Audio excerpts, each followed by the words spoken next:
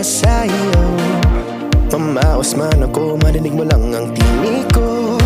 Oo, gagawin ko yun, basta't gagawin mo yun. Magandang bagay alang-alang sa sarili.